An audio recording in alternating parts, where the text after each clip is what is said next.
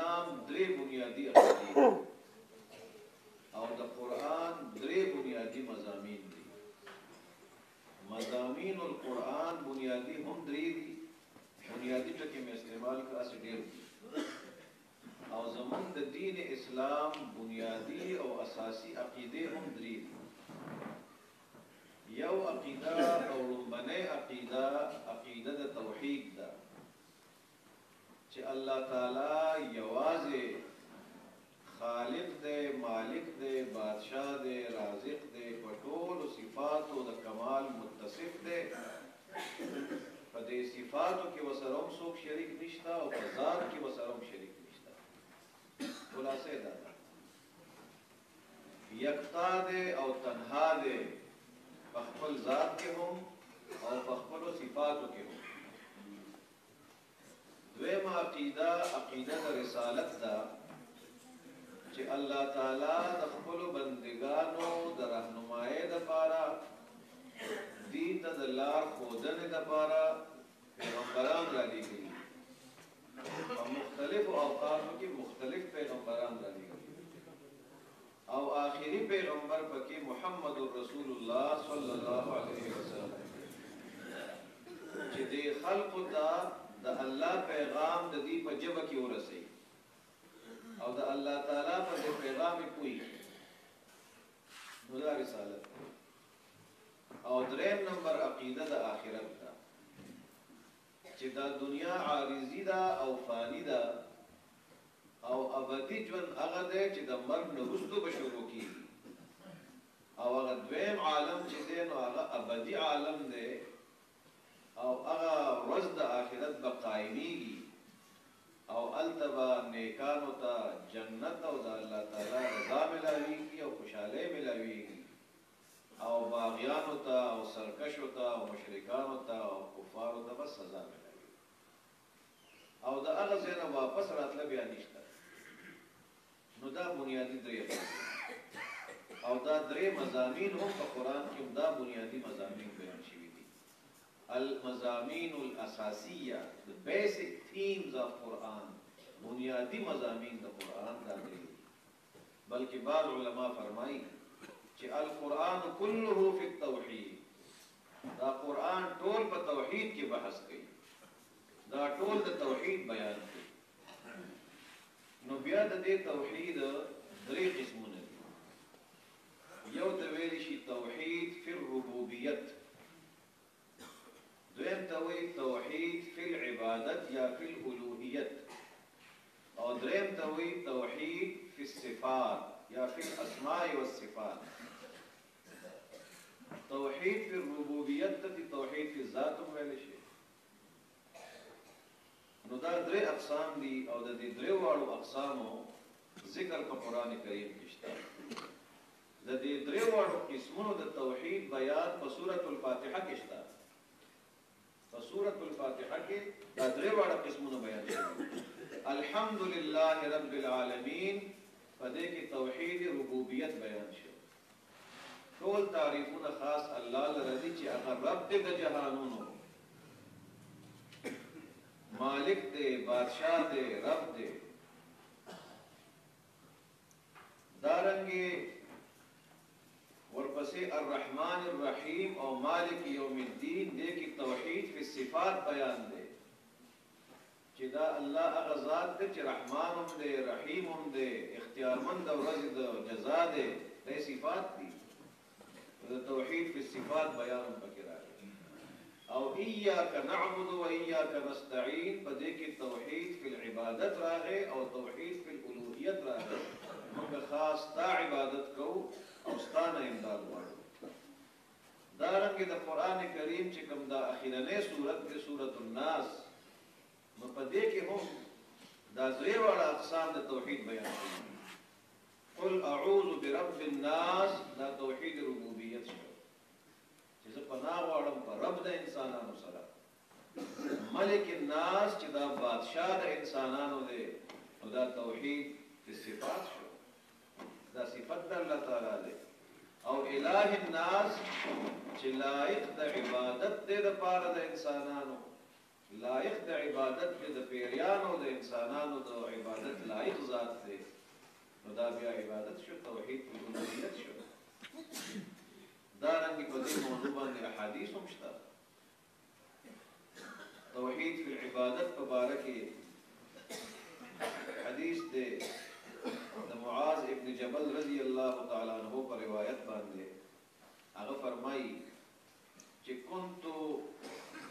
ردف النبي صلى الله عليه وآله وسلم على حمار يقال له عفير. يوم موقع باندې زه پیغمبر علیه الصلاۃ والسلام پسې اسورلې ناستم او دا سورلې چې ونه دا د خر په شکل کې و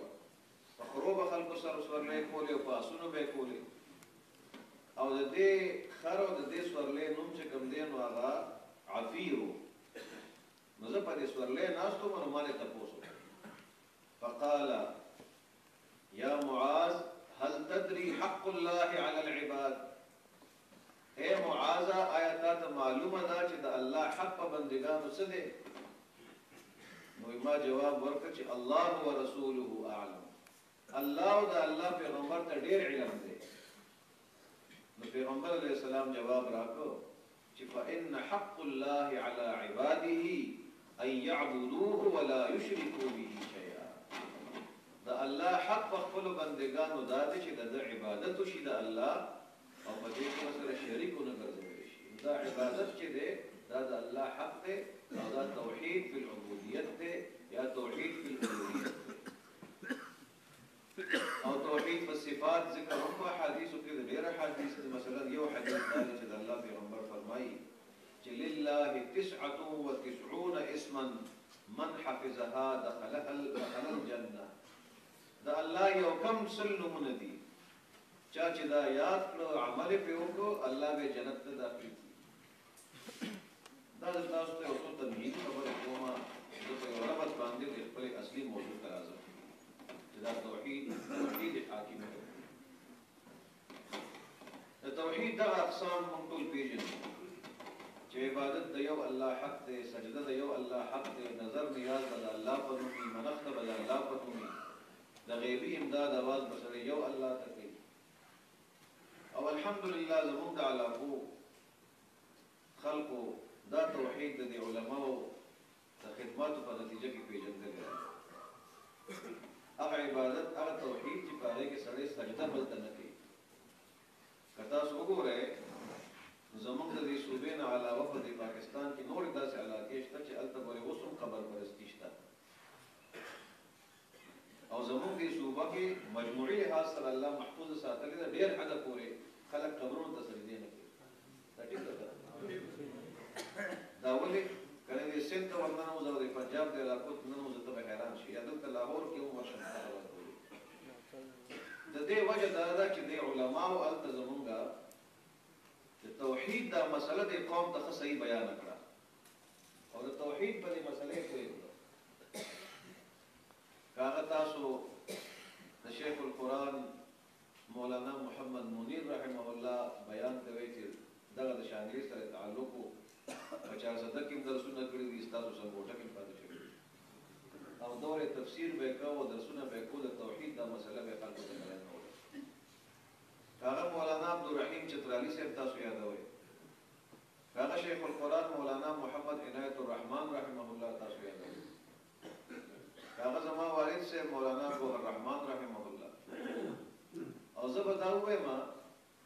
چې شیخ القرآن مولانا محمد طاهر رحمه الله د پنجپیر نو هغه هم د توحید مسله بیان کړې. دا د جماعت اسلامي پلیټ فارم داسې دی چې دا د تعصب پلیټ فارم کړی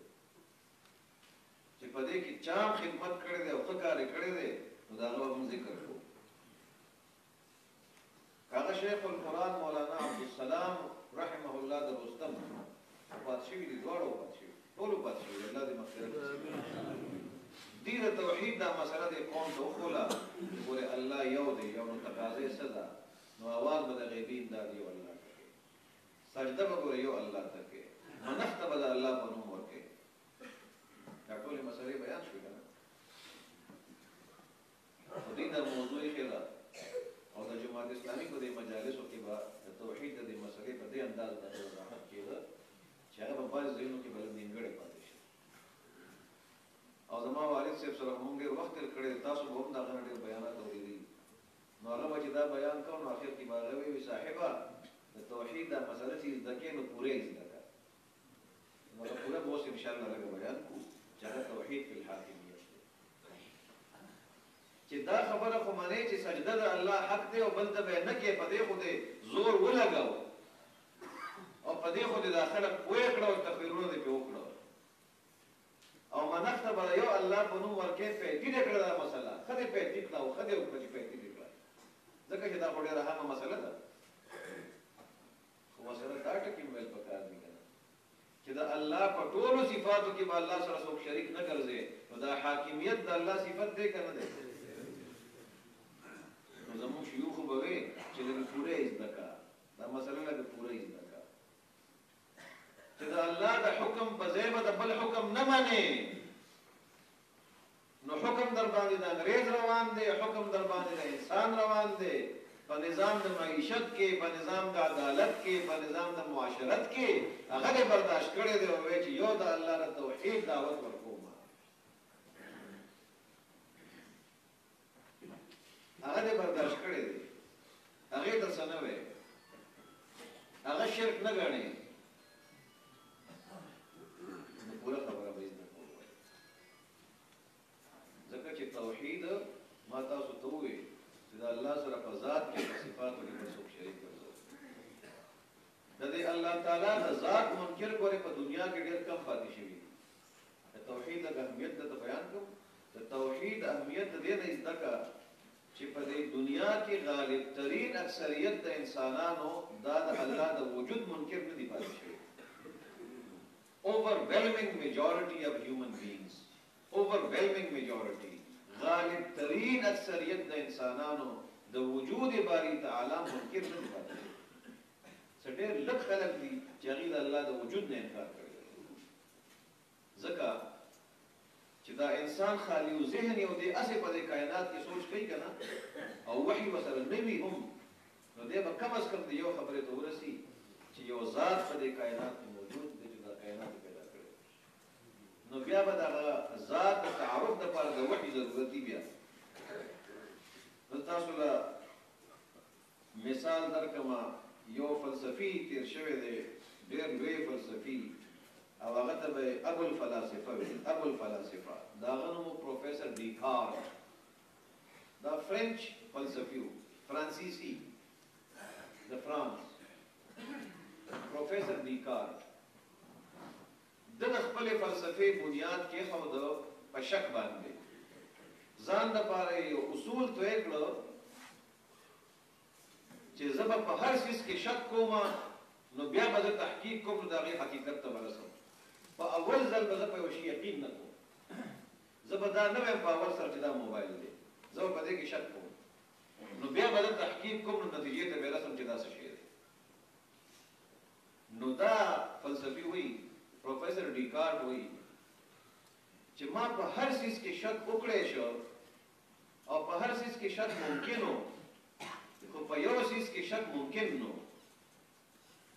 او په یو څیز کې شک کېدی نه شو او هغه څیز و زما خپل وجود نو هغه وایي چې زه دا فرانسیسي کې هغه یو جمله ویلې ده د هغې په انګلیش کې ترجمه شوې ده هغه وایي زه وایم چې آی ډاوټ زه وایم که نه چې زه شک کوم نو آی ډاوټ نو دیر فور آی ایم زه شک کوم نو زه یم شک دپاره خو شک کوونکي پکار دی که نه نو چې زه شک کوم خو زه یم که نه نو هغه وایي په دې شي کې خو شک نشم کولی چې زه یم دا خو د شک نه بار شوه اوس به زه په دې کې سوچ کوم چې زه یم نو زه چا پیدا کړی نو هغه وایي چې که ما دا خپل ځان په خپله پیدا کړی وی نو ما به په خپل ځان کې څه کمی نه وی پرېښی ما به خپل ځان کې څه نقص نه وی پرېښی ما باندې به بوډاوالی نه راته بیماري به نه راتله کمزوري به نه راتله ما به خپل ځان پرفیکټ او مکمل پیدا کړی وی نو زه خو پرفیکټ نه یم مکمل نه یم زه کمزور یم نو معلومه شوه چې زه د خپل ځان خالق په خپله نه یم نو چې دا خبره معلومه شوه نو دا بله خبره پرې اټومیټیکلی معلومه شوه راووته چې زما خالق بل دی چې زه په خپله نیم خو بل دی که نه ځکه چې زه خو یم نو هغه بل څوک دی نو د هغې حقیقت ته پروفیسر ډیکارټ ونه رسېد یعنې هغه ذات باري تعالی ته ونه رسېد هغه ځکه ونه رسېد چې د هغې دپاره وحي پکار ده او د وحي نه خو هغه لرې و نو دومره خبره یې وکړه چې یو پاورفل ذات شته یو پاورفل انټیټي شته یو طاقت شته چې هغه زه پیدا کړی دومره خبره یې وکړه هغه طاقت څوک دی نو هغه یې ونه پېژني ځکه چې د هغې لپاره بیا وحي ته ځي دویم مثال تاسو له درکړم بس دا دوه مثالونه ډېر دي چې د خپل موضوع له راشو چې د هغې نه خو چې انکار نه دی کړی د الله د وجود نه خو ډېر خلک منکر نه دي نیوټن یو ساینسدان تیر شوی دی هغه نیوټن چې کوم دی مشهوره یو قانون د کشش ثقل چې کوم دی دریافت کړ لا اف ګریویټي ورته وایي لا اف ګریویټي قانون کشش ثقل چې ته یو دروند شی له لاس نه پرېږدې نو هغه ځمکې ته راځي نو هغه دا تحقیق وکړ چې زما ساینس دا وایي چې دا په دې ځمکه کې کشش موجود دی نو ځان ته دروند شی راځي نو دا یو قانون دا یو ساینسي ریسرچ وکړو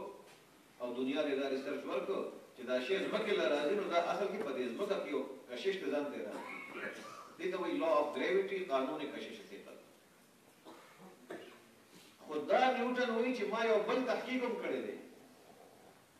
او هغه بل ساینټیفیک ریسرچ او تحقیق زما دا دی چې څنګه په دې ځمکه کې دا کشش موجود دی چې ځان ته دروند شی راکړي نو دارنګې بره په دې اسمان کې څه ستوري دي او نور دی نو په دې نور کې هم داسې یو کشش او طاقت موجود دی چې ځان ته د خوا کې ستوري راکړي نو عملا نور ځان ته ستوري راکړي نه عملا د ستورو او د نور په منځ کې تصادم او اکسیډنټ نشته ځکه چې که ستوري نور راښکل او اکسیډنټ به شي که نه او تصادم به وي نو قیامت به شي نو وی ساینس مې دا وایي چې داسې کار پکار دی او عملا داسې کار نه کېږي نو هغه وایي چې زه په دې نتیجه ورسېدم چې یو طاقت په دې کائنات کې داسې موجود دی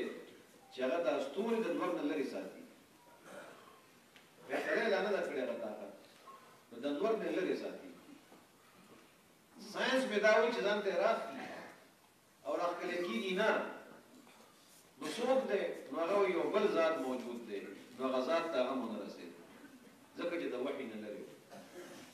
بهر حال دا مې دې دپاره ووایي چې ذات کې ډېر کم خلک اختلاف کوي الله مني چې یو ذات شته او د مشرکین مکه په باره کې هم قرآن کریم کې دا راغلي دي چې ولئن سألتهم من خلق السماوات والارض ليقولن الله کته د دې نه تپوسو کې اے پیغمبره چې دا آسمانونه او ځمکه چا پیدا کړي دي نو دا مشرکان به جواب درکړي چې الله دی به الله پیدا کړي دي نو چې الله پیدا کړي دي او الله یې ومنو نو بیا اختلاف ته څه دی بیا کشمکش ته څه دی بیا جنګ ته څه دی نو جنگ او اختلاف او کشمکش د توحید دی که نه د توحید دی چې د الله د پیغمبر تعلیم دا و چې د الله دې ومنو نو یو به منې او هغې بیت الله شریف کې بوتان ایښي هغې به د بوتانو عبادت کوو د هغې په نوم به منښتې ورکولې د دقه توحید د اثبات لپاره د الله پیغمبر راغی وحي راغی او تعلیمات راغی چې ګورې منې به خو یو به منې او دا دومره اهم مضمون دی او اهمه موضوع ده چې دا تمام انبیا د دې لپاره راغلي دي یو پیغمبر نه تمام انبیا ولقد بعثنا في كل امه رسولا ان اعبدوا الله واجتنبوا الطاغوت من په هر امت کې پیغمبران لېږلي وو دې دعوت سره چې د یو الله عبادت وکړي د یو الله د توحید شو د یو الله عبادت وکړي او د طاغوت نه اجتناب وکړي نو دا د هر پیغمبر دعوت و او تاسو د دې نه اندازه ولګوئ بیا د خپلې موضوع له د دې موضوع یو نقطه ده هغه به بیان کوم مختصر توحید فی الحاکمیت خو چې د توحید په دې اهمیت خو پوه شو که زه په دې اهمیت نه پوهېږم په حاکمیت به هم پوه نه شم چې زه ما بیان وکړم بس خبره خلاصه شوه چې توحید خو پیژنو کنه د توحید اهمیت د دینه اندازو لګوي چې الله رب العالمین خپل آخري پیغمبر ته فرمایي آخري پیغمبر چې دا محبوب خدا دی دا خاتم النبیین دی او ډېر لوی مقام دی الله دې پیغمبر ته فرمایي لئن اشرکت لیحبطن عملک اے پیغمبر که تا هم شرک وکړو چې پیغمبر شرک نه کوي خو که تا هم شرک وکړو نو ستا ټول اعمال به برباد شي دا دومره سنگین جرم دی دا دومره غټ جرم دی د پیغمبر علیه السلام په مجلس کې د یو صحابي د خولې نه یو لفظ وخته تاسو لږ اندازه لګوئ لفظ دا وخت وی ما شاء الله وشاء محمد هغه کار به کېږي چې الله یې وغواړي او محمد صلی الله علیه وسلم یې وغواړي نو پیغمبر علیه السلام هغه صحابي ته وفرمایل اجعلتني لله ندا آیا تا زه د الله سره برابر وګرځولم مساوي دې وګرځولم ته داسې خبره کوه چې ما شاء الله شاء وما لم يشأ لم يكن هغه کار به کېږي چې الله یې وغواړي او هغه کار به نه کېږي چې الله نه یې وغوښتي نو صحابه خو ټول موحدین دي که مشرک خو پکې یو نشته نو هغه صحابي وضاحت وکړو هغه صحابي دا وضاحت وکړو چې ای د الله پیغمبره همدغه زما عقیده ده خو زما تاسو سره محبت دی نو زه دا غواړم چې د الله د نوم د یادولو سره ستاسو نوم یاد نو بیا ورته الله پیغمبر اجازه ورکړه په لفظ د ثم سره چې خامخا زما نوم یادې نو داسې ووایه چې ما شاء الله ثم شاء محمد هغه کار به کېږي چې الله یې وغواړي او بیا یې محمد صلی الله علیه وسلم غواړي ځکه چې الله کوم کار غواړي نو د الله پیغمبر به خامخا غواړي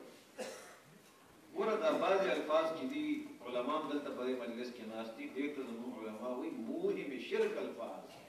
موهم شرک الفاظ شرک نه دی خو د شرک بوی کې راځي نو دا دومره خطرناک عقیده ده چې د داسې ټکي نه به هم ځان ساتي چې د شرک بوی ته راځي مخکې چې ته په شرک باندې هغه منتج نه شي او شرک د هغې نه راونځي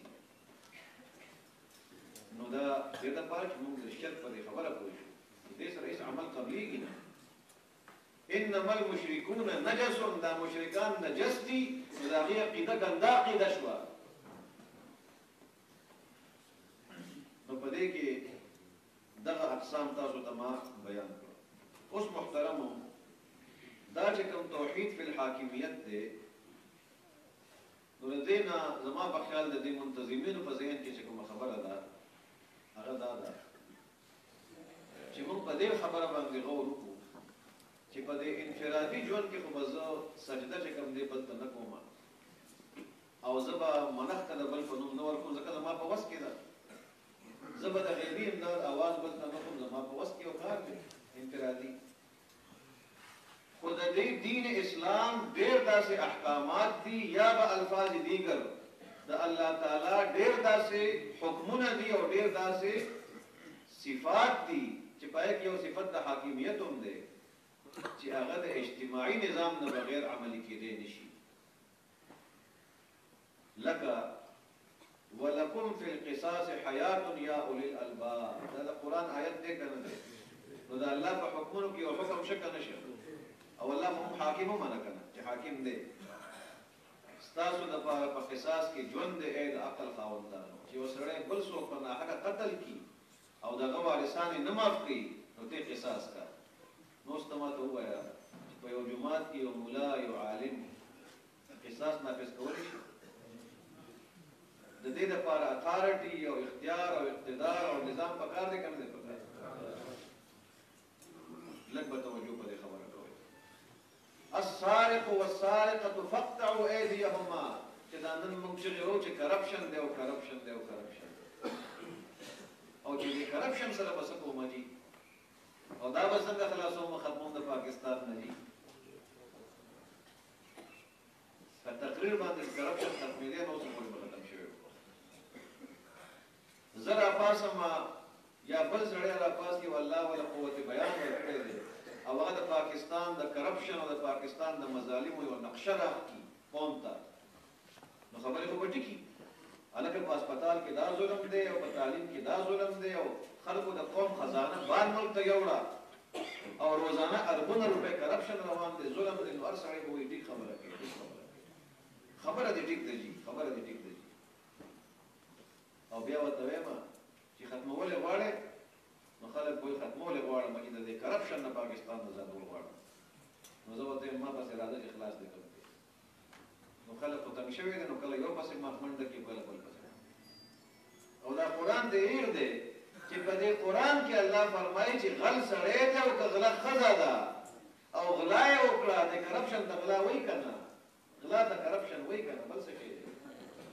نو لاس دې پرې کړئ نو دا لاس دې په جومات کې ملا او امام پرې کولی شي نو ولې اقتدار او حکومت پکار دی که نه پکار او چې لاس دې پرې کړي که نه په دې چوکونو کې نو کرپشن به ختم شي بلکې قرآن کریم کې نور هم ډېر آیتونه دي دا قطاع الطریق نه دي ډاکا چې څوک ډاکې اچوي لارې ماتوي لارې شوکوي د دې سزا خو ډېره زیاته ده بیا بله ده صرف لاس پرې کول نه دي او دا کوم چې فساد فی الارض کوي مولانا علما ناست دي ان یقتلوا او یصلبوا چې په عبرتناکه طریقه باندې دوی قتل کوي یا په صلح کې زوړندې کوي یا د هغې لاس او خپې د مخالف جانب نه پرې کوي لاس او خپې د مخالف جانب نه پرې کوي او زوړندې کوي نو چې په دې یو آیت د قرآن عمل وکړي نو بیا به څو کرپشن وکړي په ایمان وایي نو چې په دې عملو کې کرپشن ختم شي که نه نو بیا سنګاپور والا او برطانیې والا او چاینا هم هلته ځو که نه د هغې نه تپوسونه کوو نو بیا به د هغې وزیر اعظم راشي پاکستان ته نو زموږ د وزیر اعظم سره به میلاو شي چې صاحب زه اوس پخپله تا ته راغلی یم او ستا نه دا راز معلومومه چې دا پاکستاني قوم دې څنګه سم کړ او دا کرپشن دې څنګه ختم کړ نو زموږ د وزیر اعظم به ورته ووایي چې دا الله په دې حکم مې ختم کړ انقلاب انقلاب انقلاب انقلاب ورته به ووایي چې د الله تعالی د قرآن په دې آیت مې ختم کړ لږ توجه کوم نو هغه به څه وایي وزیر اعظم کېدی شي هغه وزیر اعظم ورته وایي چې دا قرآن ما له راکړه چې ویې ګورم دا په انقلاب دی نو چې ویې ګوري نو کېدی شي هغه مسلمان شي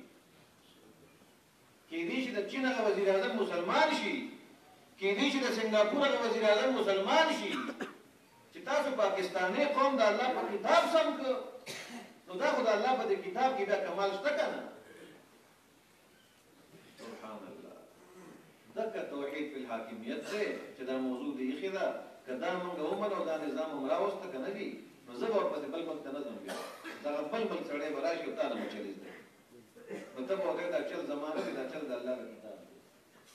دا چل د الله د کتاب دی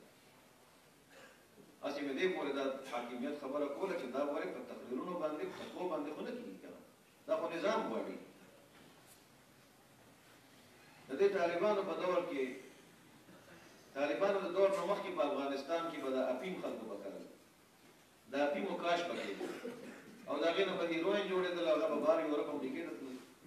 دې ملکونو به باقاعده ګرانټ ورکوه او پیسې به یې ورکولې د افغانیانو له چې دا پیسې موږ نه والې خو د اپیم مه کوئ پیسې به یې ورکولې ګرانټ به یې ورکوه خو د اپیمو په کاش کې څه کمی نه راته خو چې طالبان پرې راغله نو د اپیمو کاش یې ختم کړ نو هغې ویل چې خدای دا کم خلک دی پیسې ولې نه ورکوو ګرانټ هم رانه نه دی اخیستی هسې ختم کړو او په دې انسانیت باندې ډېر لوی احسان وکړو نو وایي دا ولې نو هغې ورته وایي دا ځکه چې زموږ په دین کې منع دی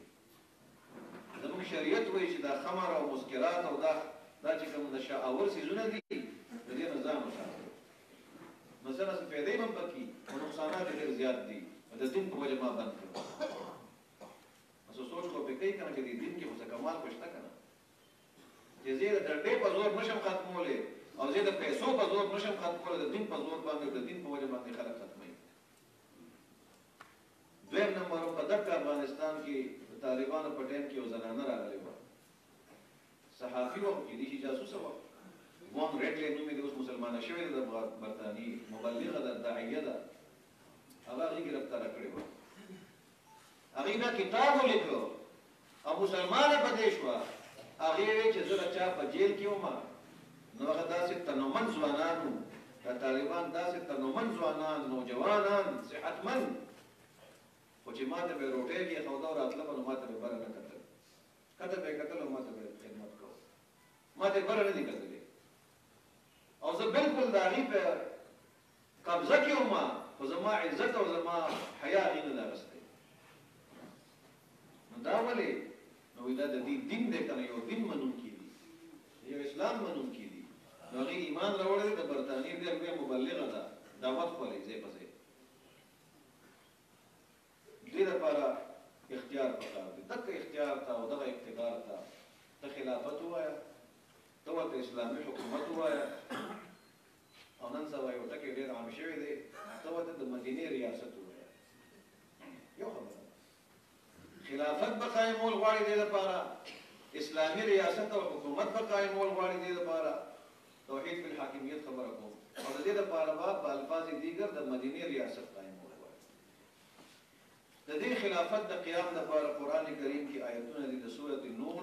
هغه 55 نمبر آیت ځان ته مستحضر کې وعد الله الذين آمنوا منكم وعملوا الصالحات ليستخلفنهم في الأرض كما استخلف الذين من قبلهم دا د الله وعده چې ایمان راوړي وي او نیک عمل یې کړي وي نو الله به دې له خلافت په ځمکه کې ورکړي او دا خلافت به قایموي کوشش به کوئ یو ټکی هسې زده کوي دي مونږ په دې معاشره کې کار کوو نور هم ډېر دیني خلک کار کوي بعضې حضرات دا وایي دې ځای کې چې وایي د دې خلافت وعده چې کوم دی نو الله داسې کړې ده چې ایمان چا راوړه او نیک اعمال یې وکړه نو چې دا خلک ټول نیکان شي که نه او اعمال صالحه شروع کړي نو الله به له خلافت ورکړي دا ټکې لږ په غور وګورئ خیال وکړئ که نه څه ښه ځکه چې هغه سیف الرحمن صاحب نشته هغه کله کله تاسو لږ دا ټکې لږ غور باندې وګورئ دې آیت کې الله فرمایل چې الله وعده کړې ده د هغې خلکو سره چې ایمان یې راوړی دی او نیک اعمال کوي او کړي دي نو هغې له به الله خلافت ورکوي نو که د دې نه زه دا استنباط وکړم او بعضې ته کوي هم چې دا خلافت به هله قایمېږي چې ایمان خو شته خو دا ټول خلک نیکان شي نو چې دا ټول خلک نیکان شي او نیکان یې که نو خلافت به قایم شي نو په دې عامل الصالحات کې یو ټکی شامل دی عمل صالحات خو نیکو ته وایي که نه نو په عمل صالحات کې جهاد شامل دی نو کوشش پکې شامل دی نو کوشش پکې نو هله به الله درکوي دا ټکي مې زده کړو په عمل الصالحات کې صرف منځ او روژه خو نه ده که نه عمل الصالحات خو نیکو ته وایي که نه نو دا جهاد نیکي ده او که نه ده کوشش او دعوت او محنت نیکي ده که نه ده نو دا پکې ګورې شامل ده هسې نه په دې خبره کې پرېوځې چې ګرځه خلک نیکان کوه اول او د نیکۍ محدود تصور د ذهن کې کېنو نو خدای به درکړي خبره مې ورسېده د عملو الصالحات او د نیکۍ په دې تصور کې جهاد کوشش محنت شامل دی ګورې ابه کې وسره د هغې نه بغیر الله نه درکوي دا ولې وایم چې زموږ ملګري اکثر سوال کوي که نه چې موږ څو کاله د جماعت اسلامي وشو او دیني جماعتونه لګیا دي کارونه کوي او اسلامي حکومت نه راځي نو کله کله ملګری مایوس هم شي تپوس هم وکړي یاره وایي دا الله تعالی خو په هر شي قادر دی او طاقت لري نو دا اسلامي نظام الله موږ له ولې نه راکوي الله دا اسلامي نظام ولې نه نافظ کوي د دې جواب دا دی چې الله تعالی په هر شي قادر دی او دا اسلامي نظام الله نافذ کولی شي خدا د الله سنت او طریقه نه ده د الله سنت او طریقه دا ده چې خلک یو غواړي د خلکو نه مراد دی اکثریت د خلکو یو غواړي نو الله به ورکړي او چې خلکو نه غوښتي نو الله یې ورکولی شي خو ورکوي یې نه ان الله لا یغیر ما بقوم حتى یغیروا ما بانفسهم دا خو آیت دی الله دغه قوم حالت نه بدلوي تر څو چې د خپل حالت د بدلولو فیصله نه کوي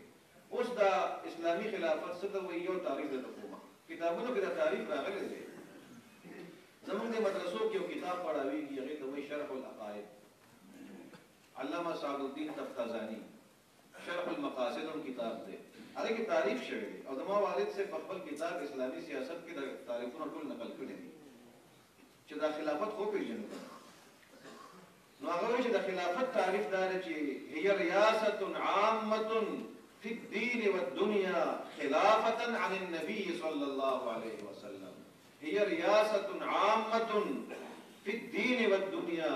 خلافة عن النبي صلى الله عليه وسلم. دا عمومي ریاست وی چې هغه په دینی او دنیوي امورو کې د رسول الله صلی الله علیه وسلم په نیابت کې کار کوي.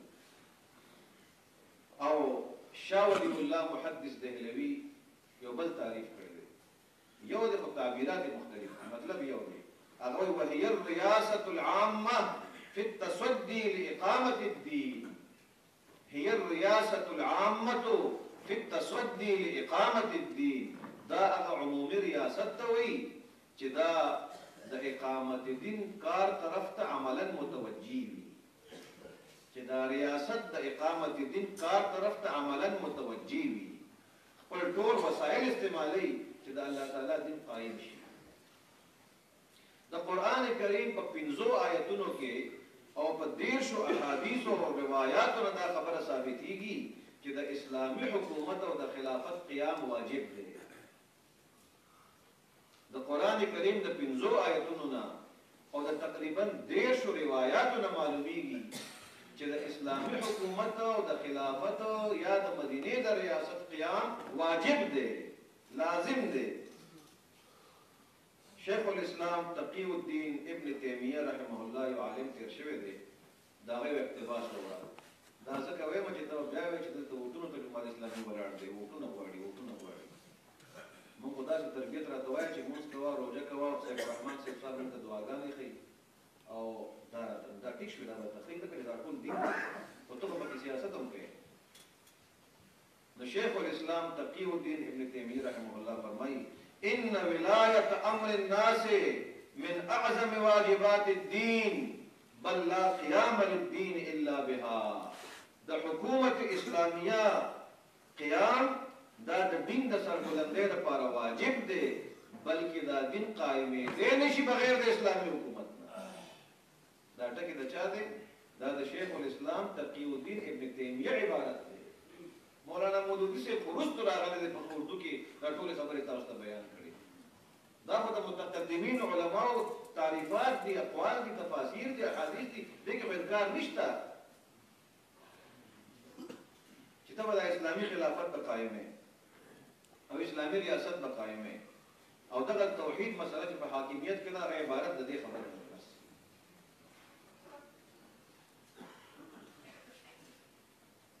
زموږ په کتابونو کې دام ده چې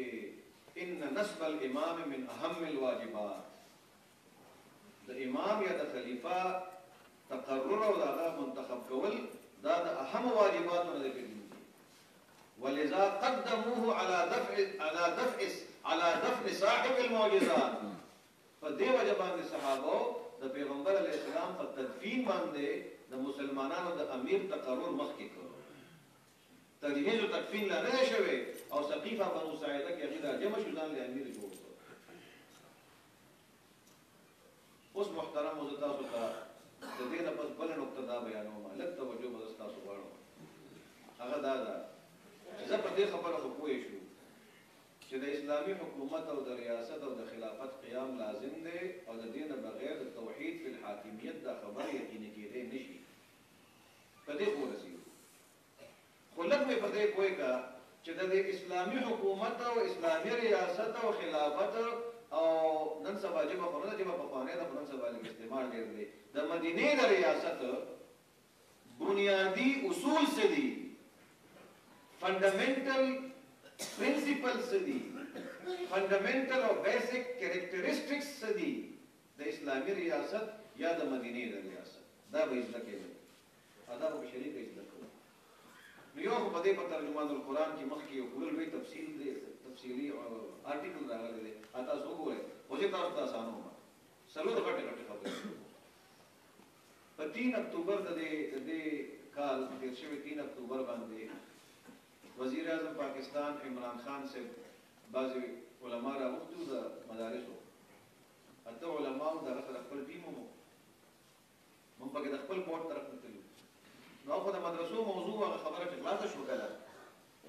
اته دې لپاره وایم چې خبره مونږه چې هغه خبره د مدرسو خلاص شوه تو بیا ورته موږ دا خبره وکړه چې که ستاسو اجازه وي کنه موږ یو دوه خبرې نورې وکړو نو یو نیمه ګنټه میټینګ هغه وکړي چې نو موږ ورته تاسو د مدینې د ریاست چې کومه خبره کړې ده نو موږ په دې خبره کې ستاسو ملګري یو او مکمل تعاون به سره کوو ځکه چې د مدینې ریاست زموږ ارمان دی او زموږ فریضه ده خو د مدینې په د ریاست کې سود نه و نو مهرباني وکړئ د دې سودي نظام ته قوم نجات ورکړئ یو پته دا خبره او دا اوس چې زه کومه خبره کومه نو دا خبره چې ما کوله نو زمانه مخکې شو زموږ بل شیخ حضرت مولانا عبدالمالک صاحب نو هغه چې کومه خبره وکړه نو زما د دې خبرې په کړوایت پاتې نه شي هغه ورته وویل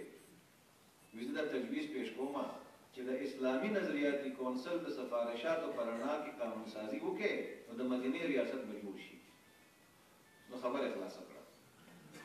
د مدینې ریاست به جوړ شي اسلامي ریاست چې د اسلامي نظریاتي کونسل سفارشات المارو نه راوباسي المارو کې پراته دي او د هغې مطابق قانون سازي وکړي نو د هغې په جواب کې هغه سره شفقت محمود ناست و وزیر تعلیم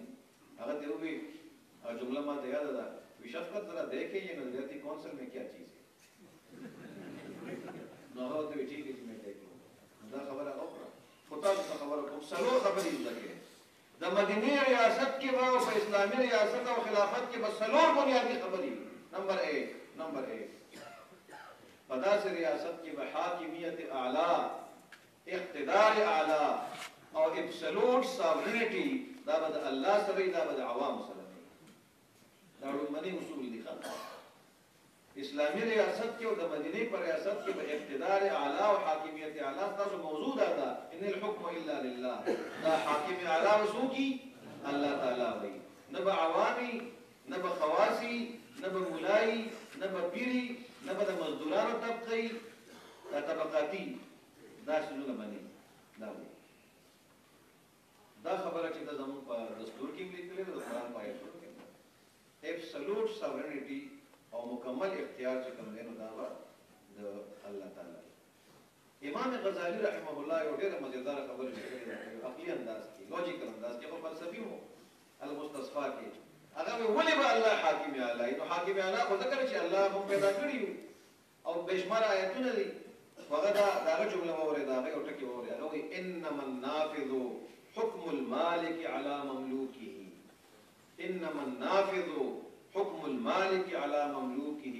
ولا مالك الا الخالق فلا حكم ولا امر الا له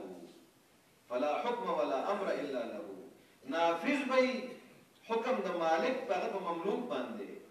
او هیڅوک مالک نشته سوا د خالق نه او خالق والله دی نو معلومه شو چې د الله حکم منافذ دغه مخلوق نه چې پیدا کړی چایو دویم نمبر خبره چې د محترمو نو هغه د شوراییت چې د مسلمانانو نه دویم نمبر خبره ده سپریم لا او برتر قانون په داسې ریاست کې قرآن او حدیث چې الله د حاکم ومنه او الله د بادشاہ ومنه نو د دې بادشاہ څخه قانون به کنه وي نو سپریم لا او برتر قانون په ریاست د اسلام کې وسیع قرآن او حدیث وي باقي تمام قوانین په العدمي په دې باندې بشمار آیتونه او حدیث دي په یو دلیل په د ابوبکر صدیق خطبه ده چې کله خلیفہ شو لوی خطبه ویله پای کې وټه کې دا وی وخت بچو اطيعوني ما اطاعت الله ورسوله اے خلق زما اطاعت وکوي تاسو چې د الله او د الله د رسول اطاعت کوم دا سپریمیسی اب کتاب سنت شو وان عصيت الله ورسوله فلا طاعه لي عليكم کما د الله او د الله د رسول اطاعت و نه کوم معصیت په کو نه کوم او کښته وره دمزه نو زما اطاعت پتا سو لازم نه دی د سپریم لا معلومه شو دریم نمبر اصول دا څلور غټه خبرې دي ان شاء الله یریږي بنا دریم نمبر اصول د مدینه د ریاست دا دی چې دغه با آزاد عدلیه وي پکې انډیپندنٹ جوډیشری آزاد عدلیه دا سه آزاد عدلیه وي چې هغه به د قران او سنت نه آزاد دي باقي به د هر چا نه آزاد دي دا مونږ چې وکړه کله د برتانیې او کله د کم ځای لکه انډیپندنٹ سب جوډیشری او آزاد عدلیه اصل چې شروع کړی دي نو په اسلام کې شته کنه چې دا به د قران او سنت نه آزاد نه باقي به هر چا نه آزاد دي حضرت علی رضی الله تعالی عنہ خلیفہ د وخت دی امیر المؤمنین دی قاضي په خپل مقرر کړی دی قاضي شورا چیف جسټس چې وته وي مقرر کړی دی زغره ته روکه شو يهودي پټکړه معاملې له قاضي لا قاضي ته وي زما زغره د يهودي سره ده قاضي دواړه راوغوښتل يهودي راوغوښتل او امیر المؤمنین بطور فریق مقدمه ځان د مخامخ درو نو حضرت علی ته وي تاسو سره گواه شته هغه وي دوه گواهان را سره دي یو زما غلام دی او یو زما زوی دی حضرت حسن رضی الله قاضي ورته وی د غلام دا گواهی به قبول کړم خو د زوی گواهی د پلار په حق کې نه قبولو حضرت علی ورته وی آیا تا د پیغمبر علی السلام هغه حدیث نه دی اورېدلی چې عمر فاروق راوی دی چې الحسن والحسين سيدا شباب اهل الجنه حسن او حسین خو د جنت د ځوانانو سرداران دي هغه وی دا حدیث مې اورېدلی دی خو د زوی گواهی د پلار په حق کې نه قبولو نو فیصله ورکړه د يهودي په حق کې يهودي چې بار وروته هغه وی داسې انصاف او عدالت باندې نو ایمان وروړه مسلمان شي نو ماته به سنگاپور مثال نه راکې ماته به د برتانیې د امریکې د عدالتونو مثال نه راکې زما خپل عدالتي نظام شته زما خپل اسلامي نظام شته په دې کې انډیپندنس اف جوډیشري شته عمر فاروق چې کوم دی خلیفہ د وخت بل خلیفہ د وخت دی اسې واغس چا نه اسې واغس سودا وشوه چې استقته نو اسې کوم دی نو هغه تینده کې وخوړ اس او هغه اس راوغورځېد زخمي شو چې زخمي شو نو ده وی د اس واپس واله مالک واپس نه علمه خبره قاضي رااله قاضي ورته وی دا اس ستا ملکیت دی ته باندې واپس نشي خرڅولی دا ستا دی که زخمي دی او خرڅه دی هغه وی ښه ده جي ښه ده فیصله قبوله ده امیر المؤمنین دی او قاضي فیصله وکړه څلورم صفت او څلورم فنډامنټل بیسک پرنسپل او اصول چې دي هغه د شوراییت د مسلمانانو د ریاست په جوړیږي په مشوره او چلیږي په مشوره دیموکراسي په داسې انداز کې بنئ چې څنګه د سیکولرزم ده خو شورا به پکې خامخا وي خو دې شورا سره به یو ټکي زده کړو هغه ټکی دی اهلیت یعنی یو سړي ته 100% ووټ میلاو شو یو ووټ یې بارلا نه خو دې په شرابو کې مبتلا دی کبایرو کې مبتلا دی محرماتو کې مبتلا دی نو دا په میرټ برابر نه دی دې د مسلمانانو حاکم نشي جوړېدلی او یو سړی ښه متقي دی او پرهیزګار دی خو خلکو له ووټ نه دی ورکړی متقیان خو ډېر دي بیا به د خلکو رای اخلي که نه اخلي نو ابوبکر صدیق په سقیفه بنو ساعده کې یو پېره بیعت واخیسته هغه په خپله وفرمایل چې ډېر صحابه خو نه وو خدای خبر دی ما خوښوي که ما نه خوښوي نو عمر فاروق مسجد نبوي کې اجتماع عام راوغوښته ټول صحابه را جمع کړل مسجد نبوي کې او بیا هغې بیعت وکړو نو ما ته به ډیموکراسي او جمهوریت د نورو ملکونو نه ښیي زما په خپل دین کې شته شوراییت افضل الناس بعد الانبیاء ابو بکر